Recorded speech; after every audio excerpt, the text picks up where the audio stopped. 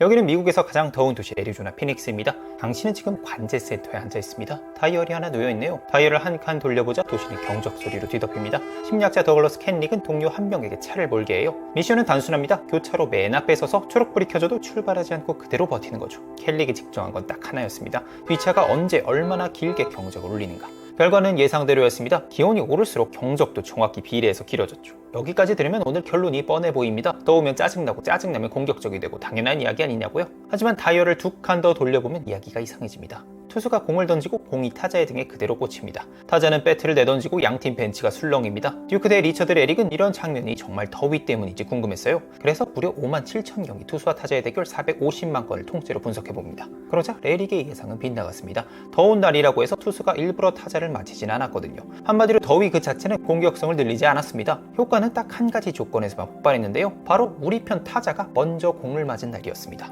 시원한 날에는 우리 편이 맞아도 투수가 참습니다. 뭐 실투였겠지. 하지만 더운 날에는 같은 장면을 보고도 이렇게 해석합니다. 저거 일부러 던졌네. 그리고 다음 이닝 상대 타자의 등을 향해 공을 날립니다. 장면은 똑같은데 해석이 달라진 겁니다. 한마디로 더위는 주먹이 아니라 오해를 만드는 조건이었죠. 이제 다이얼을 34까지 올려보겠습니다.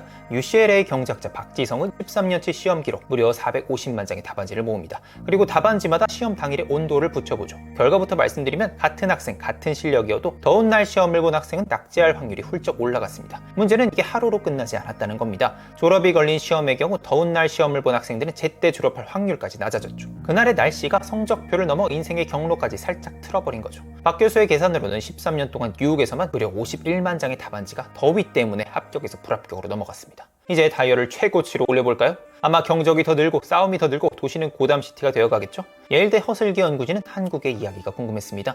그래서 살인, 강도, 폭행 같은 폭력범죄 152만 건을 모아요. 처음엔 예상대로였습니다. 기온이 오를수록 폭력범죄가 따라 올라갑니다. 그런데 어느 지점에서 곡선이 꺾이기 시작했어요. 일 최고기온 30도 언저리에서부터요. 사람들이 착해진 걸까요? 아닙니다. 무더위 때문에 거리에서 사라진 겁니다. 해가 지고 낮이 끝났으니 도시도 식을 시간이죠. 하지만 다이얼을 아무리 내려도 숫자는 28에 멈춰 더는 내려가지 않습니다. 열대야입니다. 자다께서 선풍기 세기를 올리는 사람, 베개를 뒤집는 사람, 냉장고 문을 열고 서 있는 사람. 2015년 미국 샌디에이고도 기록적인 더위가 찾아왔는데요. 대학원생 닉 오브라도비치도 그 밤 내내 잠들지 못하고 뒤척였습니다. 다음날 학교에 가보니 친구들도 하나같이 부스스한 얼굴에 말끝마다 가시가 돋아 있었고요. 오브라도비치는 미국인들의 수면 기록을 그 날짜의 밤 기온과 연결해봅니다. 결과는 예상대로였습니다. 밤 기온이 평소보다 1도만 높아져도 30일 중 잠을 설친 밤이 3일씩 더 생겼습니다. 하지만 그 중에서도 잠을 가장 많이 빼앗긴 건 에어컨을 마음껏 틀기 어려운 저소득층, 그리고 몸이 열을 잘 식히지 못하는 노년층이었고요. 좋습니다. 더위가 인간의 심리에, 특히 판단력에 악영향을 미친다는 건 잘 알겠습니다. 그럼 뭘 어떻게 해야 할까요?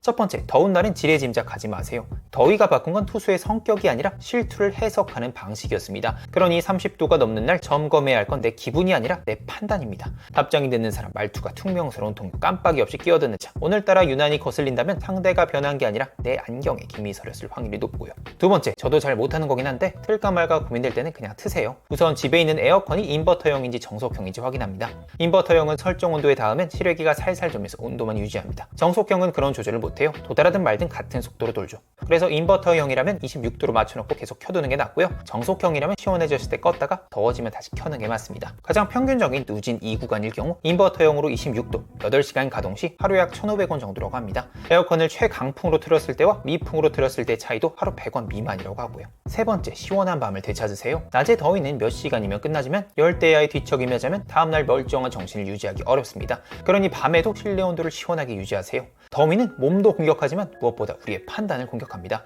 우리는 창밖에 걸린 온도계만 쳐다봅니다. 하지만 사실 온도계는 두 개입니다. 그리고 내 마음 안쪽에 걸린 온도계는 눈금을 읽을 수가 없죠. 그래서 제가 눈금을 하나 만들어 봤습니다. 폭염 감정 기록장이라는 7일짜리 기록지고요. 하루 3분, 오늘 몇 도였는지, 오늘 짜증이 몇이었는지, 그리고 가장 거슬렸던 장면이나 인물은 누구인지, 어제 잠은 잘 잤는지, 그리고 7일째 되는 날 기온 곡선과 짜증 곡선을 같은 종이 위에 겹쳐 그려보세요. 두 곡선이 나란히 움직이는지 아니면 아무 상관없는지도 한번 확인해보세요. 자세한 건 고정 댓글 참고해주세요. 우리는 자기 성격에 대해 꽤 확신을 갖고 살아갑니다. 나는 참을성이 없다, 나는 원래 예민하다, 나는 집중을 잘 못한다. 하지만 이런 날씨에는 100% 성격 탓만 하기는 어려운 것 같습니다. 그러니 나 자신을 판단하건 상대방을 판단하건 그 판단을 한 번만 멈춰보세요. 원래 그런 사람인지 오늘 그런 사람인지는 생각보다 구분하기 어려우니까요. 오늘도 끝까지 들어주셔서 감사합니다.